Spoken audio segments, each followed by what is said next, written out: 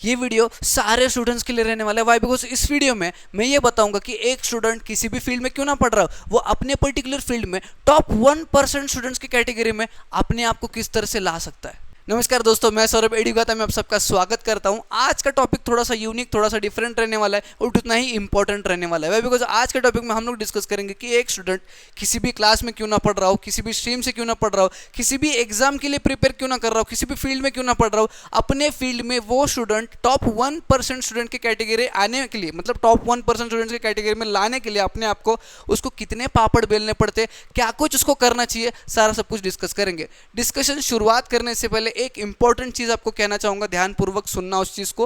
That is, किसी भी student को टॉप 1% में अगर आना है तो उसको अपने आप पे टाइम देना पड़ेगा, उसको उतना पेशेंस रखना पड़ेगा। इतने आसानी से मिलने नहीं वाला है, एक दो दिन में होने वाली चीज है नहीं है। अपने आप को टाइम देना पड़ेगा, उतना पेशेंस रखना पड़ेगा, उतने टाइम के लिए कंसिस्टेंट हार्ड वर्क उसको करना पड़ेगा, उस काम के प्रति उसका उतना कमिटमेंट चाहिए। और ये सारे चीज के चलते हुए अपने आप पे भरोसा, दैट इज सेल्फ बिलीफ, भी उतना ही ज्यादा इंपॉर्टेंट है। डिस्कशन की शुरुआत करते हैं सबसे पहले पॉइंट के साथ, विशेष that stop comparing. Now as a student you guys have to stop comparing yourself with other students around you. Students होने के नाते अपने आप को अपने आजू बाजू में अपने दोस्त और जितने भी स्टूडेंट्स मौजूद है उनसे कंपैरिजन करना आज ही बंद करना होगा, अगर आपको भी वो टॉप 1% स्टूडेंट की कैटेगरी में आना है। वाई? बिकॉज आप एज अ स्टूडेंट, अगर आपके साथ में पढ़ने वाले, आपके क्लास में पढ़ने वाले, आपके घर के आजू बाजू में रहने वाले, आपके साथ पढ़ने वाले बच्चों के साथ अगर आप कंपेयर करते हो तो आप हमेशा डीमोटिवेटेड फील करोगे, आपके मन में हमेशा नेगेटिव थॉट्स आने वाले हैं। Why? Because you will constantly compare your self ना। आप अपने रिजल्ट्स को उनके रिजल्ट से कंपेयर कर रहे हो, आप अपने प्रोग्रेस को उनके प्रोग्रेस से कंपेयर कर रहे हो, आप अपने पढ़ाई करने के तरीके को उनके पढ़ाई करने के तरीके से कंपेयर कर रहे हो। ये सारा चीज जब आप करोगे तो कॉन्स्टेंटली आपके मन में नेगेटिव थॉट आएगा कि भाई वो तो 3 घंटा पढ़ता है, मैं तो 1 ही घंटा पढ़ता हूँ, भाई उसको तो हर एक यूनिट टेस्ट में इतने अच्छा आ रहे हैं, मेरे को तो हर एक यूनिट टेस्ट में बुरे आ रहे हैं, वो तो हर एक सब्जेक्ट में अच्छा करता है, वो तो इतने बढ़िया ट्यूशन में जाता है, उसके पास तो इतने बढ़िया बढ़िया रिसोर्सेस है। हर एक चीज को आप जब कंपेयर करना स्टार्ट करते हो तो हमेशा डीमोटिवेटेड फील करोगे, हमेशा नेगेटिव थॉट्स आएगा और कभी भी एज अ स्टूडेंट आप इस कैटेगरी में नहीं जा पाओगे। इसीलिए कॉन्स्टेंटली अभी आपको किसी से कंपैरिजन करना ही नहीं है। वो जो सामने वाला व्यक्ति है, जो कंपटीशन है, ये जो भी बच्चे हैं, अगर वो सारे ही फील्ड में आपसे बढ़िया क्यों ना हो, सारे ही फील्ड में वो परफेक्ट क्यों ना हो, और आप on the other hand side सारे ही फील्ड में उनसे वीक क्यों ना हो, बट ये वीक वाला पर्सन स्ट्रांग बन सकता है if this person stop comparing himself with other students around him. मतलब अगर ये स्टूडेंट अपने आप को दूसरों बच्चों के साथ कंपेयर करना बंद करता है तो ये जिस भी फील्ड में वीक था ना, वो सारे फील्ड में परफेक्ट बनेगा द मोमेंट जब वो अपने आप को कंपेयर करना बंद कर देगा। समझ में आ रहा है आपको? जो टॉप 1% में स्टूडेंट्स रहते हैं ना, उनको किसी अदर कंपटीशन से, किसी दूसरे बच्चों से कुछ लेना देना नहीं होता है। उन बच्चों को बस अपने से लेना देना होता है। अपना इंप्रूवमेंट, अपना कंपटीशन खुद से रखते हैं, अपना कंपेरिजन खुद से रखते हैं। इसलिए टॉप 1% में रहना है तो अभी के अभी आपको कंपेयर करना दूसरों बच्चों के साथ बंद करना होगा। डिस्कशन का नेक्स्ट पॉइंट जिस पे हमें बात कर रहे हैं, that is adapt the method. Now what do we mean by the term adapt the method? आप समझो, एज अ स्टूडेंट आप किसी भी एग्जाम के लिए प्रिपेयर कर रहे हो, किसी भी स्ट्रीम से पढ़ रहे हो, किसी भी एग्जाम के लिए प्रिपेयर कर रहे हो और आपने आपका एक टारगेट रखा है, ठीक है? आपने आपका एक टारगेट रखा है जिसको अचीव करना आपका एम है, ठीक है? जो भी टारगेट होगा, परसेंटेज बेसिस पे टारगेट होगा, परसेंटाइल बेसिस पे टारगेट होगा, या फिर मार्क्स के बेसिस पे टारगेट होगा, कुछ भी टारगेट होगा, या फिर किसी कॉलेज में एडमिशन लेना आपका टारगेट होगा, कुछ भी टारगेट हो सकता है। अब इस टारगेट को अचीव करने के लिए आपको एक मेथड या फिर एक पाथ को फॉलो करना पड़ता है, ठीक है? एक पाथ को फॉलो करना पड़ता है या फिर एक मेथड को फॉलो करना पड़ता है, ठीक है? और आपका जो मेंटर है, जो आपको गाइड कर रहा है, जो आपको पढ़ा रहा है, वो मेंटर आपसे कहता है कि देख भाई, अगर तेरे को इस टारगेट को अचीव करना है, तेरे को इस पाथ से जाना जरूरी है। ये 6 महीने की जो तपस्या है, जो 1 साल की जो तपस्या है, ये 1.5 साल की जो तपस्या है, ये 2 साल की जो तपस्या है, इस फील्ड पे चलने का जो प्रोग्रेस है, ये चीज़ है, ये आपको करना ही पड़ेगा। जब आप इस चीज़ को करोगे तभी आप टारगेट को अचीव कर पाओगे। तो इस केस ऑफ पॉइंट में you have to adapt this method, you have to accept this path and you have to drive on that path. For example, अगर एग्जाम्पल के बेसिस पे लूँ, अगर आप एक क्लास 10 के स्टूडेंट हो, ठीक है?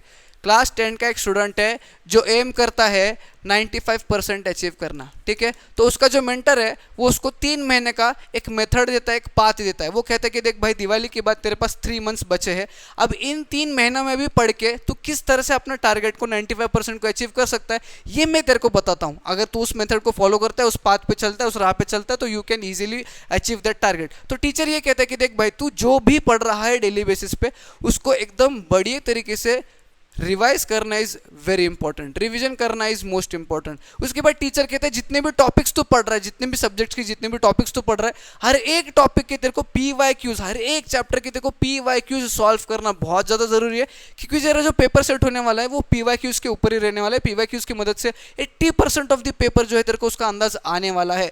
उसके बाद टीचर कहता है कि ये सब चीज़ होने के बाद भी तेरे को सैम्पल पेपर्स को सॉल्व करना है, और वो भी एक नहीं, तेरे को 5-5 सैम्पल पेपर्स हर एक सब्जेक्ट के सॉल्व करना है।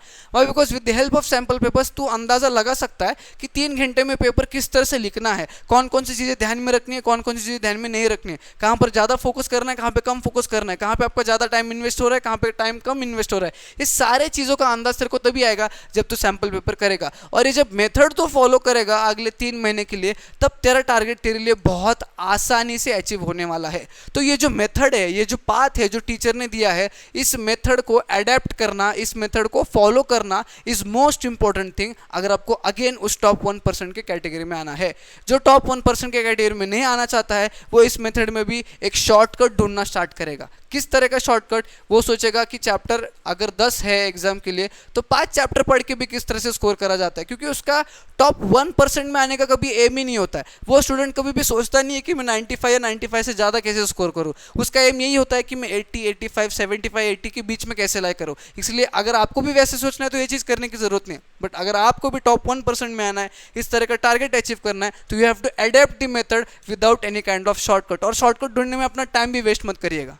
डिस्कशन का next point is keep improving by analysing yourself. अब सबसे पहले पॉइंट जो मैंने आपको कहा था, जिसमें मैंने आपको कहा था कि आपको अपने आप से दूसरे स्टूडेंट्स के साथ कंपेयर करना बंद करना है। जो टॉप 1% के स्टूडेंट्स होते हैं उनको अपने आप से लेना देना होता है, उनका कंपटीशन अपने आप से होता है, ठीक है। वो कंपेयर करते भी है तो अपने आप से कंपेयर करते हैं। वाई? बिकॉज उनको अपने आप से लेना देना है। तो in that case of scenario, वो पर्टिकुलर स्टूडेंट हर रोज के बेसिस में क्या अपने आप में इंप्रूवमेंट हो रहा है या नहीं, वो ये देखता है। और वो स्टूडेंट हर रोज के बेसिस में अपने आप में इंप्रूवमेंट करता ही है। डेली बेसिस पे इंप्रूवमेंट अपने आप पे होना बहुत ज़रूरी है। अगर आप किसी से कंपैरिजन नहीं कर रहे हो, अगर आपको भी उस शिखर पे पहुंचना है जहां पे आपका टारगेट है, अगर आपको भी वो टारगेट को अचीव करना है, तो अपने आप से लेना देना रखो। अपने पर, मतलब सबसे पहले तो अपने आप पे भरोसा रखना बहुत ज़रूरी है। जो चीज़ भी आप कर रहे हो उसमें इंप्रूवमेंट डेली बेसिस पे होना बहुत ज़रूरी है। पिछले वीक में मैं आधा से 1 घंटा सिंसियरली पढ़ पा रहा था, क्या मैं इस वीक में 2 घंटा पढ़ पा रहा हूँ? This is what we called as improvement. पिछले वीक में मैं 1 घंटे में 100 क्वेश्चन सॉल्व कर पा रहा था MCQs, क्या मैं इस वीक में 150 क्वेश्चन 200 क्वेश्चन 1 घंटे में सॉल्व कर पा रहा हूँ या नहीं? This is what we called as improvement. और इस तरह का इंप्रूवमेंट आपको हर एक चीज में, आपके टारगेट अचीव करने के लिए हर एक चीज में आपको इंप्रूवमेंट करना है, that too on the daily basis. Daily basis पे इंप्रूवमेंट करना बहुत जरूरी है, ठीक है। और ये डेली बेसिस पे इंप्रूवमेंट तभी होगा जब यू विल एनालाइज योरसेल्फ, जब अपने आप को जब एनालाइज करोगे कि कौन से फील्ड में मैं वीक हूँ, कौन से फील्ड में मैं स्ट्रांग हूँ। तो जहां पर मैं वीक हूँ तो उसको किस तरह से स्ट्रांग करा जाए, जिसमें मैं स्ट्रांग हूँ उसको किस तरह से मेंटेन करा जाए। ये सारी चीजें तभी आपको पता चलेगा जब आप अपने आप को जो है वो एनालाइज करोगे। क्लास 10 का स्टूडेंट है, प्रिपरेशन कर रहा है बोर्ड एग्जाम्स के लिए, उसको पता है कि क्लास 10th में मैथ्स मेरा वीक सब्जेक्ट है, उसके बाद वो मैथ्स पे फोकस करता है। मैथ्स में भी टू बी स्पेसिफिक कितने चैप्टर्स उसको अच्छे लगते हैं, यानी जिसके क्वेश्चन वो सॉल्व कर पाता है, और ऐसे कितने चैप्टर्स जिस पे वो थोड़ा सा उसका मतलब लिंक नहीं लगता है, उसके क्वेश्चंस वो सॉल्व नहीं कर पाता है, ऐसे कौन से चैप्टर्स है, उस पर कितनी मेहनत करनी चाहिए। ये सारे चीजें उसको एनालाइज करना है। जहां पर वो वीक है वहां पर ज्यादा टाइम देना है, जहां पर वो स्ट्रांग है थोड़ा सा कम टाइम देके वो स्ट्रांग जो है उसको मेंटेन करना है। ये सारी चीजें तभी होगी जब आप एनालाइज करोगे और डेली बेसिस पे इंप्रूवमेंट करोगे, क्योंकि टॉप 1% में रहने वाला स्टूडेंट जो होता है वो हर रोज के बेसिस पे इंप्रूवमेंट करता है, ठीक है। किसी को बताने के लिए इंप्रूवमेंट नहीं करता, अपने आप को शिखर पे पहुंचाने के लिए वो इंप्रूवमेंट करता है। डिस्कशन का next part will be have a proper target. अब टॉप 1% का जो स्टूडेंट होता है ना, टॉप 1% का जो स्टूडेंट होता है ना, उसका टारगेट जो होता है वो टारगेट एकदम ध्येय एकदम क्लियर होता है, क्लियर कट उसका टारगेट डिसाइडेड होता है कि देख भाई मुझे सीईटी एग्जाम क्रैक करना है और मुझे सीओईपी या फिर वीजीटीआई जैसे कॉलेज में ही अपने आप को पाना है, इसके अलावा कोई भी कॉलेज मेरे लिए ऑप्शन नहीं है। तो सीओईपी एंड वीजीटीआई को लाने के लिए उसको 98 percentile and above he score करना पड़ेगा। तो वो टारगेट उसका ध्येय है और उस टारगेट को अचीव करने के लिए वो स्टूडेंट कुछ भी कर सकता है। अगर उसको लग रहा है कि आज मुझे 2 घंटा एक्स्ट्रा पढ़ना है तो वो 2 घंटा एक्स्ट्रा पढ़ेगा। वो किसी भी काइंड का रीजन नहीं देगा कि आज मेरा पढ़ने का मन नहीं कर रहा है वगैरह वगैरह नहीं। वाई? बिकॉज उसका टारगेट फिक्स है, उसका ध्येय, उसका जो ये है वो सारा फिक्स है। उसको पता है यही 2 कॉलेज चाहिए और ये 2 कॉलेज पाने के लिए मुझे 98 परसेंटाइल लाना है और 98 परसेंटाइल लाने के लिए मुझे हर रोज के बेसिस पे 4 घंटे इतने इतने टॉपिक्स, इतने इतने क्वेश्चंस को सॉल्व करना है। अगर मैं आज ये नहीं करूंगा तो मेरा टारगेट जो है वो मैं अचीव नहीं करूंगा। तो वो टारगेट को अचीव करने के लिए आज कितना ही बुरी हालत मेरी क्यों ना हो, आज मैं पढ़ूंगा, आज मैं उतना हार्डवर्क करूंगा। इसीलिए आपको क्लियर टारगेट रखना बहुत जरूरी है। Why? Because most 98 to 99% of the बच्चों का टारगेट क्लियर होता ही नहीं है। टारगेट किस तरह से क्लियर होता है वो भी मैं आपको बताता हूँ। अभी प्रिपरेशन स्टार्ट करेंगे, टारगेट रखेंगे 95%। जैसे जैसे टाइम जाएगा, पढ़ाई नहीं होने वाला है, लोड बढ़ेगा, बर्डन बढ़ेगा, तो वो टारगेट छोटा छोटा होता जाएगा। नहीं यार, 95% तो पॉसिबल नहीं है, 90% रखते हैं। फिर आगे आगे जैसे जैसे टाइम कम होता जाएगा, सिलेबस ज़्यादा रहता जाएगा, वो टारगेट 90 से 80 आएगा, 80 से 65 आएगा, 70 आएगा। तो ये चीज़ आपको नहीं करना है। आपको टारगेट, आपका ध्येय जो है वो फिक्स रखना है और उस टारगेट को अचीव करने के लिए जो कुछ भी करना पड़े वो सब कुछ आपको करना है। जैसे कि एक छोटा बच्चा अगर उसको गिफ्ट में कोई एक चीज़ चाहिए होती है, वो कितना भी उसकी माता या पिता कितना भी उसको कन्विंस करे, कितना भी उसको डांटे, कुछ भी करे, वो चीज़ अपने मॉम डैड से लेकर ही खड़ा रहता है। इसी तरह से आपको भी आपके टारगेट के लिए चिपकना है, कुछ भी क्यों ना करना पड़े, मुझे उस टारगेट को अचीव करना ही करना है। नेक्स्ट पॉइंट जिस पे हम लोग डिस्कशन करेंगे that is change the way of approach. अब ये पॉइंट समझाने के लिए मैं एक एग्जांपल लेता हूँ। फॉर एग्जांपल, अगर मैं कहता हूँ कि आप स्टूडेंट्स को एक पाथ दिया जाएगा, ठीक है, इस रास्ते से आपको जाना है और ये रास्ता एक जंगल से होके जाएगा, ठीक है। अब इस रास्ते से जाते हुए आपको काफ़ी ज़्यादा प्रॉब्लम्स फेस करने पड़ेंगे, ठीक है, काफ़ी ज़्यादा प्रॉब्लम्स को फेस करने पड़ेंगे। क्षण क्षण में आपको प्रॉब्लम्स जो है वो आने वाले हैं, ठीक है, डिफ़िकल्टीज जो है वो आपके सामने आने वाली है। बट आपको ये सारे प्रॉब्लम्स, सारे डिफ़िकल्टीज को पार करके इस एंड पॉइंट पे जाना है जहाँ पे आपको जो है वो सक्सेस मिलने वाला है। अब इस सक्सेस को पाने के लिए आपको यहाँ से स्टार्ट करना है और यहाँ पर आपको एंड करना है। मैं आपको ये कहा और आपने स्टार्ट किया, आपका जो पाथ है इस पाथ पे आपने चलना स्टार्ट किया। अब एक पॉइंट ऑफ टाइम पे क्या होगा ना, एक पॉइंट ऑफ टाइम पे what you guys will know कि ये प्रॉब्लम के बेसिस पे यहाँ पे बड़ा सा पहाड़ आके खड़ा हो जाएगा, ठीक है, आपके रास्ते में बड़ा सा पहाड़ आके खड़ा हो जाएगा। अब 100 स्टूडेंट्स अगर जा रहे हैं इस पाथ के थ्रू इस सक्सेस को अचीव करने के लिए, अब उस 100 में से 50 बच्चे जो है तो इस पहाड़ को देख के वो रिटर्न लौट जाएंगे, गिव अप कर देंगे। अब बचे हुए 50% में से सारे बच्चे ट्राई करेंगे कि इस पहाड़ को किस तरह से पार करा जाएगा, ठीक है। उनमें से कुछ बच्चे क्या करेंगे, इस पहाड़ को थोड़े ऊंचाई तक जाके ट्राई करेंगे, नहीं हो रहा है तो वो गिव अप करेंगे। उसमें से कुछ बच्चे थोड़े से जिद्दी होंगे तो वो बच्चे क्या करेंगे, वो ट्राई मल्टीपल टाइम्स करेंगे ऊपर चढ़ने की, ठीक है, नहीं हो रहा है तो वो रिटर्न निकल जाएंगे। बट जो टॉप 1% के स्टूडेंट्स होंगे वो सोचेंगे कि अगर एक स्टूडेंट इस पे मल्टीपल टाइम्स चढ़ के भी उसको पार नहीं कर पा रहा है तो I have to change the way of approach, मुझे अप्रोच करने का तरीका ही बदलना चाहिए। तो वो लड़का, वो स्टूडेंट जो टॉप 1% में आता है वो इस पहाड़ को सराउंड करके निकलता है और अगेन इस पाथ पे लग जाता है। तो this is what I mean by change the way of approach. In the similar way आप भी जब आपकी पढ़ाई कर रहे हो, आपकी प्रिपरेशन कर रहे हो, किसी भी फील्ड में क्यों ना हो, बहुत सारे प्रॉब्लम्स, बहुत सारे डिफिकल्टीज आपके सामने आने वाले हैं।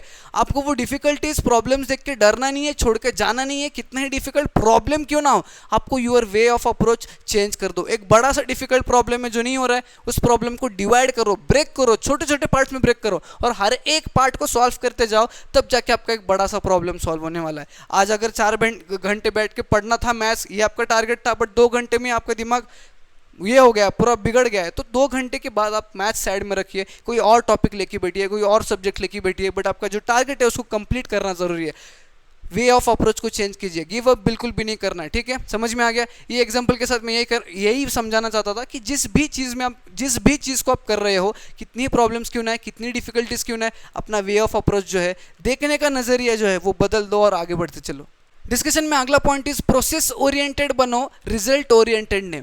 Now what do we mean by process oriented and what do we mean by result oriented? सबसे पहले तो बताता हूँ प्रोसेस ओरिएंटेड होता क्या है एंड रिजल्ट ओरिएंटेड होता क्या है। रिजल्ट ओरिएंटेड यानी भी किसी भी काम को आप कर रहे हो, जिस किसी भी काम को आप कर रहे हो, आप एक पढ़ाई, आप एक एंट्रेंस एग्जाम की प्रिपरेशन कर रहे हो, किस भी, आप एक किसी पर्टिकुलर स्पोर्ट में किसी कंपटीशन के लिए प्रिपेयर कर रहे हो, कुछ भी हो, आप रिजल्ट्स के बारे में अगर सोचते हो हर बार रिजल्ट्स के बारे में, फॉर एग्जांपल मैथमेटिक्स का पेपर है या फिर सीईटी का पेपर है, फॉर एग्जांपल 12th के सीईटी का पेपर है, अगर आप ये सोच रहे हो कि मुझे 98 परसेंटाइल स्कोर करना है, 98 परसेंटाइल स्कोर करना है, हमेशा आप बस टारगेट के बारे में सोच रहे हो, हमेशा बस रिजल्ट्स के बारे में सोच रहे हो, कैसे 98 आएगा, कैसे 98 आएगा, केमिस्ट्री में कितने चाहिए, फिजिक्स में कितने चाहिए, मैथ्स में कितने चाहिए, इतने केमिस्ट्री में मार्क्स कैसे आ सकते हैं, मैथ्स में इतने मार्क्स कैसे आ सकते हैं, हमेशा अगर आप उस चीज के बारे में, उस रिजल्ट के बारे में सोचते हो तो that is what I mean by result oriented. Process oriented यानी क्या, सीईटी में मुझे 98 परसेंटाइल लाना है तो क्या चीज करना पड़ेगा, what would be the process, ठीक है। प्रोसेस क्या रहने वाला है, सबसे पहले तो मुझे सेल्फ स्टडी के लिए 3 से 4 घंटा निकालना पड़ेगा, उसके बाद हर एक सब्जेक्ट में मुझे उतना पर्टिकुलर टाइम देना पड़ेगा, उसके कंसेप्ट को समझना पड़ेगा, समझने के लिए टेक्स्ट बुक, वीडियो लेक्चर्स, किसी की भी मदद लेनी पड़ेगी, समझने के बाद मुझे नंबर ऑफ क्वेश्चंस को प्रैक्टिस करना पड़ेगा, जब मैं क्वेश्चंस को प्रैक्टिस करूंगा उसके बाद किसी प्रकार के मॉक टेस्ट सीरीज को दूंगा जिससे मैं अपने आप को एनालाइज कर पाऊँ, इंप्रूव कर पाऊँ, और ये सारा प्रोसेस करते करते मैं आराम से अपना टारगेट दैट इज 98 परसेंटाइल वहां तक पहुंच जाऊंगा। This is what we mean by process oriented. अब काफ़ी बच्चे रिजल्ट ओरिएंटेड होते हैं, हमेशा अपने रिजल्ट्स के बारे में सोच रहे होते हैं, अगर वो जॉब कर रहे हैं, अगर वो बिजनेस कर रहे हैं तो हमेशा वो आउटपुट, वो पैसा, कितना पैसा मिलेगा, कितना इनकम मिलेगा, कितना पेमेंट मिलेगा, इसके बारे में सोच रहे होते हैं। एज अ स्टूडेंट कितने मार्क्स मिलेंगे, उतने मार्क्स स्कोर करने के लिए क्या करना पड़ेगा, कितने मार्क्स, हमेशा मार्क्स के बारे में सोचोगे तो आप अपना 100% उस काम में नहीं दे पाओगे। तो एक व्यक्ति जब भी हमेशा रिजल्ट ओरिएंटेड होता है, रिजल्ट के बारे में सोच रहा होता है, वो अपना 100% फोकस उस पर्टिकुलर काम में नहीं दे पाता है। वही अगर वो व्यक्ति रिजल्ट ओरिएंटेड रहता है, सॉरी पाथ ओरिएंटेड रहता है, अपने पाथ के बारे में सोच रहा है, दी वे जिसमें उसको चलना है, जो चीज़ उसको करना है, अगर उस प्रोसेस ओरिएंटेड में अगर वो लाए करता है तो आसानी से वो अपने टारगेट को जो है वो अचीव कर लेगा। Is that clear for you? Process oriented रहना is very very important. Result oriented तो आपको पागल ही बना देगा, रिजल्ट ओरिएंटेड ज़्यादा देर तक टिकने नहीं वाला है, प्रोसेस ओरिएंटेड लिखना है। वाई? बिकॉज देखो, मार्क्स लाना, परसेंटेज लाना, 98 परसेंटाइल स्कोर करना आपके हाथ में नहीं है। आपके हाथ में 2 चीज़ें है, सबसे पहले तो प्रिपरेशन करना एंड सेकेंड चीज़ जो है वो पेपर को अच्छे से अटेम्प्ट करना। ये 2 चीज़ अगर आप बढ़िया करते हो तो जो मार्क्स, जो टारगेट, जो परसेंटाइल, जो कुछ भी आप देख रहे हो, जो कॉलेज, वो बढ़िया ही मिलने वाला है। तो आपके हाथ में जो चीज़ है उसको करना बहुत ज़रूरी है। अब प्रिपरेशन बढ़िया करने के लिए क्या प्रोसेस रहने वाली है उसको जानना ज़रूरी है, और पेपर को अच्छे तरीके से अटेम्प्ट करने के लिए क्या करना ज़रूरी है वो चीज़ को जानना ज़रूरी है। इसीलिए व्हाट आई मीन इस प्रोसेस ओरिएंटेड रहो, प्रोसेस ओरिएंटेड बनो, रिजल्ट ओरिएंटेड नहीं। टॉप 1% में आना है तो रिजल्ट ओरिएंटेड बनना नहीं है। डिस्कशन का अगला point is discipline. Now here what do I mean by discipline. अब डिसिप्लिन का डेफिनेशन तो आपको पता ही होगा, आपने हज़ारों बार सुना होगा, हज़ारों बार पढ़ा होगा, हर कोई आपको कह रहा होगा कि डिसिप्लिन चाहिए लाइफ में, डिसिप्लिन चाहिए, डिसिप्लिन चाहिए, डिसिप्लिन चाहिए। But what do we mean by discipline? Simple भाषा में कहूँ कि एक चीज़, एक ऐसी चीज़ है जिसको करने में आपकी इच्छा नहीं हो रही है, आपका मन नहीं करता है वो चीज़ करने के लिए, तब भी आप इस चीज़ को डेली बेसिस पे कर रहे हो।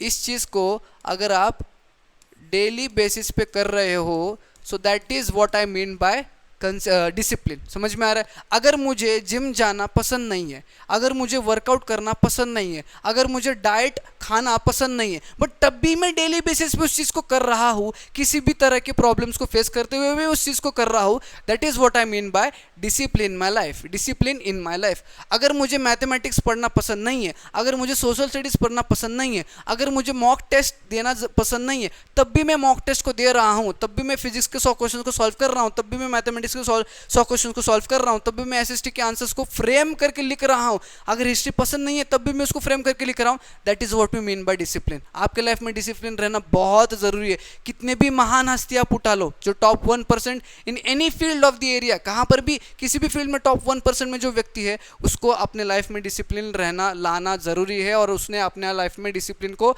एडॉप्ट किया ही होता है। एक बैक बेंचर, एक मस्तीखोर स्टूडेंट, अगर उसकी भी इच्छा होती है ना कि वो भी क्लास 10th में टॉप करे तो वो 3 से 4 महीने के लिए अपने लाइफ में डिसिप्लिन लाता ही लाता है। उसको भी पता है कि मुझे 4 घंटे पढ़ना है, मुझे इतने पेपर सॉल्व करने हैं, मुझे इतने PYQ सॉल्व करने हैं, इस तरह से रिविजन करना है। वो भी अपने लाइफ में डिसिप्लिन लाता है, जब जाके वो भी एक टारगेट को अचीव कर पाता है। तो डिसिप्लिन लाइफ में रहना बहुत ज़रूरी है। डिसिप्लिन नहीं है तो आप ज़्यादातर टिक नहीं पाओगे, आप ज़्यादा दूर तक जा भी नहीं सकोगे। डिसिप्लिन है तो आपका कोई टारगेट नहीं है, आप कितने भी ऊपर जो है वो चढ़ सकते हो हर बार। डिस्कशन का next point is avoid procrastination plus limit distraction. तो आज के दिनों में ये जो प्रोकास्टिनेशन वाला जो खेल है, ये जो प्रोकास्टिनेशन वाला खेल है, इसकी मात्रा बढ़ रही है, इसकी मात्रा बढ़ रही है बिकॉज ऑफ डिस्ट्रैक्शंस। कैसे? अभी मैं एक छोटे से एग्जांपल के साथ बताता हूँ। आप सेल्फ स्टडी करने बैठे हो, ठीक है, किसी भी एंट्रेंस एग्जाम के लिए प्रिपेयर कर रहे हो, अपने पढ़ाई के लिए बैठे हो, पढ़ाई करते हुए आपके मोबाइल पे एक नोटिफिकेशन आता है, आपके जो फ्रेंड्स का ग्रुप है उस पर एक नोटिफिकेशन आता है, किसी प्रकार का डिस्कशन वहाँ पे होने वाला है। तो आप आपकी 2 घंटे की सेल्फ स्टडी को छोड़ के उस ग्रुप को अटेंड करते हो, उस डिस्कशन को अटेंड करते हो, and you will and up like wasting 1 hour of your time. जब आप 1 घंटे के बाद अगेन पढ़ाई करने के लिए आओगे तब आपको पता चलेगा कि देख भाई, आज 2 घंटे में मेरे को 5 टॉपिक करने थे, तो इस 2 घंटे में से 1 घंटा तो चला गया। अब ये 5 में से 3 इजी टॉपिक्स को कर लेता हूँ, बाकी के 2 मैं कल कर लूँगा। इस तरह से आप पहले दिन प्रोकास्टिनेट करोगे। Why? Because of this distraction. दूसरे दिन क्या होगा? दूसरे दिन अगर अगेन आपके पास 5 टॉपिक पढ़ने के लिए है, 2 घंटे का टाइम है, अगर सिमिलर प्रकार का डिस्ट्रैक्शन होता है, सिमिलर प्रकार का डिस्ट्रैक्शन होता है अगेन सेकेंड डे ऑल्सो, तो अगेन आपका 1-2 टॉपिक वहाँ पे छूटेगा, वहाँ के 3 टॉपिक, आज के 2 टॉपिक, 5 टॉपिक आपने प्रोकास्टिनेट कर दिया और 5 टॉपिक एज अ बैकलॉग आपके पीठ पे अब रहने वाले हैं। अब इस तरह से जब आप महीने महीने कंटिन्यू करोगे तो आपके काफ़ी टॉपिक्स जो है वो एज अ बैकलॉग रहने वाले हैं। जब ये बैकलॉग साथ में होते हैं ना, तो आप जिस टारगेट को अचीव करने का सपना देख रहे थे ना, वो टारगेट छोटा छोटा होते जाएगा। 95% स्कोर करने का टारगेट देख रहे थे ना, बट इतना बैकलॉग अब आपके साथ है, इतने टॉपिक आपको पढ़ना है और टाइम बहुत कम है, तो आपका ब्रेन, आपका माइंड ऑटोमेटिकली वो 95 को 65 में कन्वर्ट कर देगा, क्योंकि वो भी बताएगा कि देख भाई, 1 महीने में एग्जाम है, तेरे इतने सारे टॉपिक्स बचे हैं, तो तू तो वो 95% स्कोर ही नहीं कर सकता, तो कुछ सोचना है तो 65% तक सोच सकता है। तो इसीलिए आपको प्रोकास्टिनेशन या फिर प्रोकास्टिनेट करना डेली बेसिस पे बंद करना होगा। बहुत सिंपल है, कुछ ज़्यादा डिफिकल्ट नहीं है, उसमें कुछ भी रॉकेट साइंस नहीं है। सबसे पहले चीज़ यही करना है कि 5 टॉपिक अगर आपको पढ़ने हैं तो डिस्ट्रैक्शन समझो आपने हटा दिया, ठीक है, डिस्ट्रैक्शन आपने कंप्लीटली हटा दिया। अब ये जो 5 टॉपिक आप पढ़ रहे हो, इसमें से 2 डिफिकल्ट है, 3 ईजी है, तो इन 2 टॉपिक्स को जो डिफिकल्ट है उनको सबसे पहले निपटा दो।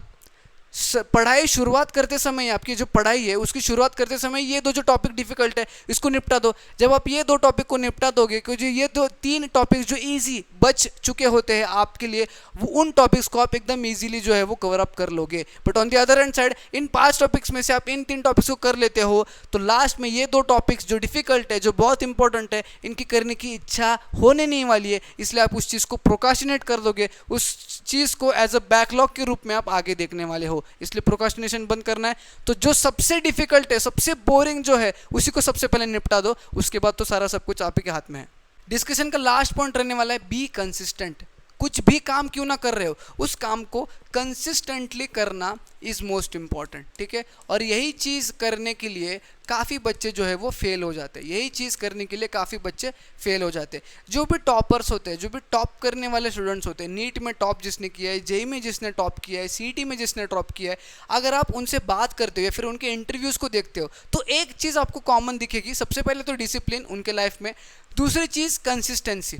वो एक चीज़ को कंसिस्टेंटली कर रहे होते हैं। अगर उन्होंने डिसाइड किया है ना कि मुझे हर रोज़ प्रैक्टिस के लिए 100 क्वेश्चन करने हैं, तो अगले 3-4 महीने, 6 महीने, 8 महीने के लिए वो 100 क्वेश्चंस करेंगे ही करेंगे। और इतने 100 क्वेश्चंस अगर आप इतने लंबे पीरियड ऑफ टाइम के लिए करोगे ना, तो जो परफेक्शन आप पाने वाले उस पर्टिकुलर फील्ड में, वो बहुत तगड़ा रहने वाला है, ठीक है। परसों ही मैंने एक बच्चे का इंटरव्यू देखा, उसमें ये कहा कि जेईई के एग्जाम में उसने बहुत बढ़िया स्कोर किया, ठीक है। अब जेईई के एग्जाम में अगर आप मान के चलते हो कि 3 टाइप ऑफ क्वेश्चंस आते हैं, एक आता है इजी, एक आता है मॉडरेट, ठीक है, और एक समझो डिफिकल्ट लेवल का क्वेश्चन है। तो उस स्टूडेंट ने ये कहा कि जब मैं पढ़ाई करता था तो मैंने इतने क्वेश्चंस को सॉल्व किए थे, इतने क्वेश्चंस को डेली बेसिस पे कंसिस्टेंटली सॉल्व किए थे कि मेरा इजी और मॉडरेट मेथड के क्वेश्चंस को सॉल्व करने के लिए बहुत कम टाइम चला गया। मतलब मैंने बहुत कम टाइम इन्वेस्ट किया और इन टाइप ऑफ क्वेश्चंस को सही सही सॉल्व किया।